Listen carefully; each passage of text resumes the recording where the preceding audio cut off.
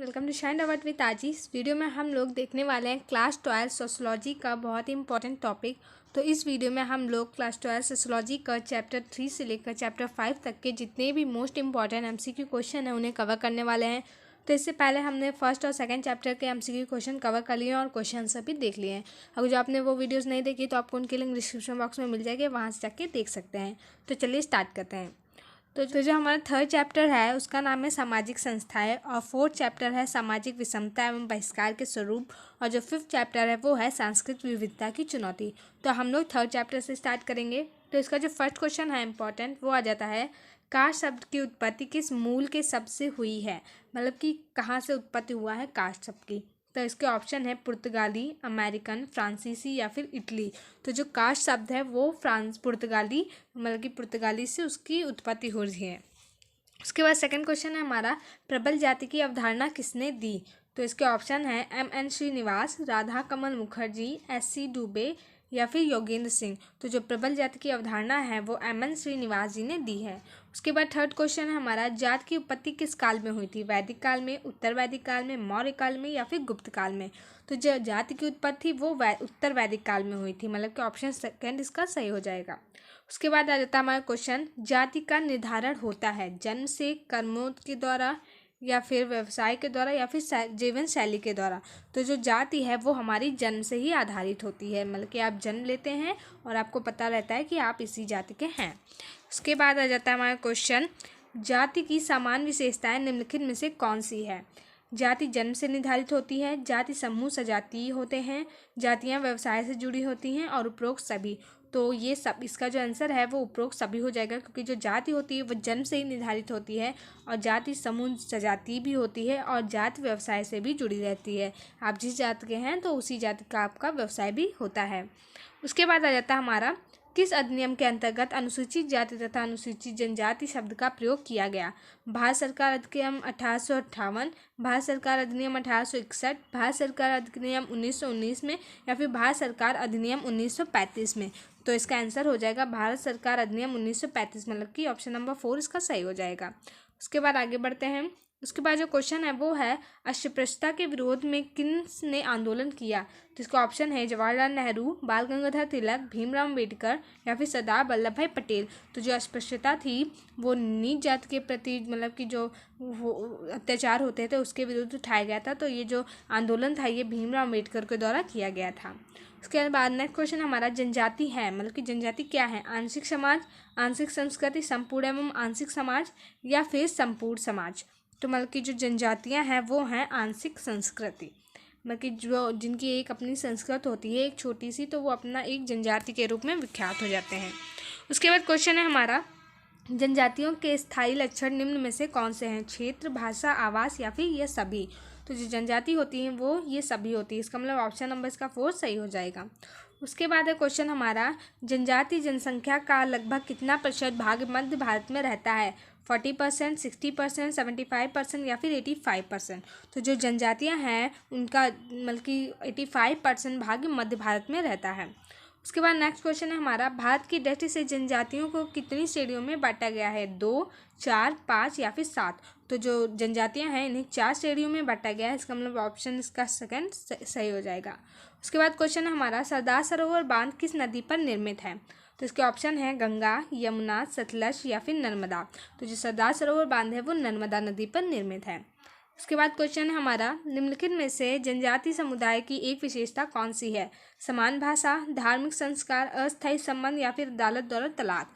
तो जो एक जनजाति समुदाय की विशेषता है वो है समान भाषा, क्योंकि सभी एक जनजाति के लोग सेम भाषा बोलते हैं। उसके बाद क्वेश्चन है हमारा, संयुक्त परिवार पर औद्योगिकरण एवं नगरीकरण के प्रभाव का अध्ययन किसने किया, K.M. कपाड़िया ने, इरावती कर्वे ने या फिर G.S. घुरिये ने या फिर M.S. गोरे ने। तो ये जो अध्ययन है वो किया था G.S. घुरिये ने, मतलब कि इसका ऑप्शन नंबर 3 सही हो जाएगा। उसके बाद आगे बढ़ते हैं। तो ये जो चैप्टर नंबर 3 के क्वेश्चन यहीं तक थे। अब इसके आगे हम लोग देखेंगे चैप्टर नंबर 4 के क्वेश्चन।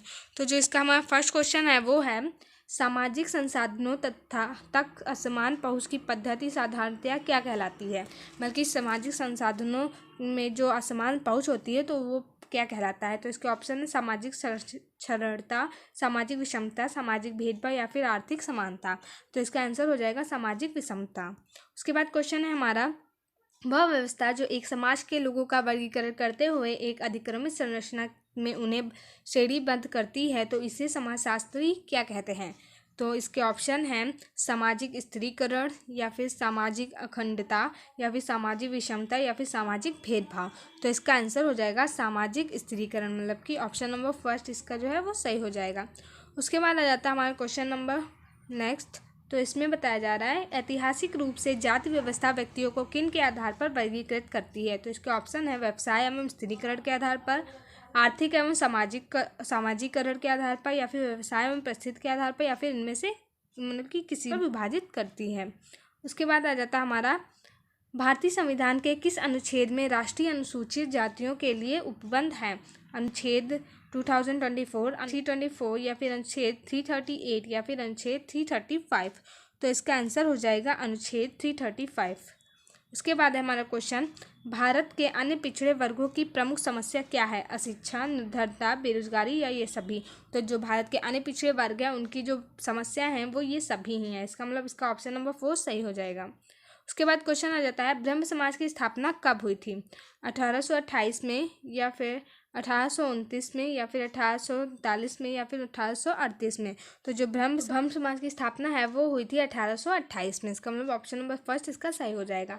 उसके बाद क्वेश्चन हमारा, सती प्रथा निषेध अधिनियम पारित हुआ 1815 में, 1829 में या फिर 1863 में या फिर 1894 में? तो जो सती प्रथा निषेध अधिनियम था वो 1829 में पारित हुआ था। उसके बाद क्वेश्चन हमारा, भारतवर्ष में अस्पृश्यता निरोधक अधिनियम किस वर्ष पारित हुआ?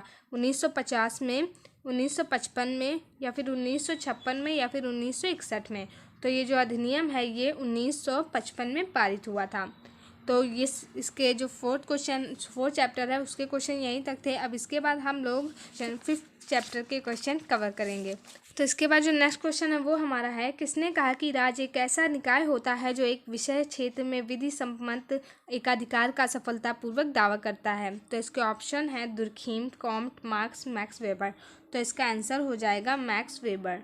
इन्होंने ही ये सब कहा था। आपको ये सारा चीज़ अच्छे से लर्न करना पड़ेगा, अपने दिमाग में बैठाना पड़ेगा। उसके बाद है नेक्स्ट हमारा, राज्य क्या है? एक समूह है, एक संस्था है, या एक समुदाय है, या फिर एक समिति है? तो जो राज्य है वो एक समुदाय कहलाता है। उसके बाद नेक्स्ट क्वेश्चन है हमारा, यहाँ पे निवेदिता नहीं विविधता होना चाहिए था। तो विविधता सब समानता के आधार पर किस पर बल देता है? तो इसके ऑप्शन है सामाजिक एकता, अंतर पर, सामुदायिक दुनिया पर, या फिर सांप्रदायिकता पे? तो इसका आंसर हो जाएगा अंतर पर। उसके बाद है नेक्स्ट क्वेश्चन हमारा, राष्ट्र की सदस्य किसका हिस्सा बनने की इच्छा रखते हैं? तो इसका ऑप्शन है सामाजिक सामूहिकता, राजनीतिक सामूहिकता, सांस्कृतिक सामूहिकता, या फिर आर्थिक सामूहिकता? तो इसका आंसर हो जाएगा राजनीतिक सामूहिकता। उसके बाद क्वेश्चन है हमारा, भारत के संविधान में शासन संबंधी विषयों या कार्यों की सूची होती है जिनकी जिम्मेदारी मुख्यतः किसकी होती है? तो इसका ऑप्शन है राज्य या केंद्र की, राष्ट्रपति या राज्यपाल की, उच्चतम या उच्च न्यायालय की, या फिर उपरोक्त में से किसी के नहीं? तो जो जिम्मेदारी होती है वो होती है राज्य या फिर केंद्र की। उसके बाद क्वेश्चन है हमारा, स्वतंत्र भारत की प्रथम पीढ़ी के नेताओं ने किसके द्वारा शासित एक उदार धर्मनिरपेक्ष राज्य का वर्णन किया है? राजनीतिक संविधान, लोकतांत्रिक संविधान, अफसरशाही संविधान, या फिर इनमें से कोई नहीं? तो इसका आंसर हो जाएगा लोकतांत्रिक संविधान। ऑप्शन नंबर 2 सही हो जाएगा। उसके बाद है हमारा, सूचना का अधिकार अधिनियम कब पारित हुआ? 15 जून 2005 में, 13 अक्टूबर 2005 में, या फिर 17 सितंबर 2005 में, या फिर 13 मार्च 2005 में? तो जो सूचना का अधिकार अधिनियम था वो 15 जून 2005 में लागू हुआ था। तो इसका ऑप्शन फर्स्ट सही हो जाएगा। उसके बाद जो लास्ट क्वेश्चन है हमारा वो है, जब एक राष्ट्र में सांस्कृतिक विविधता से संबंध की बात आती है तो राज्य वास्तव में किसका रूप ले लेता है? निर्णायक संस्था का, सामाजिक समरसता का, या फिर आर्थिक संरचना का, या फिर सांस्कृतिक विविधता का? तो जो इसका आंसर हो जाएगा वो हो जाएगा निर्णायक संस्था का। तो इसका ऑप्शन नंबर फर्स्ट सही हो जाएगा। तो ये थे आपके कुछ मोस्ट इंपॉर्टेंट MCQ क्वेश्चन जो कि आपके लिए बहुत ही इंपॉर्टेंट है। ये पेपर में पूछे भी जा सकते हैं और पूछे भी गए हैं। तो अगर जो आपको ये वीडियो अच्छी लगी तो प्लीज़ से लाइक करिए, मेरे चैनल को सब्सक्राइब कर दीजिए और बेल आइकन भी प्रेस कर दीजिए। Thank you. मिलता है हमारे नेक्स्ट वीडियो में।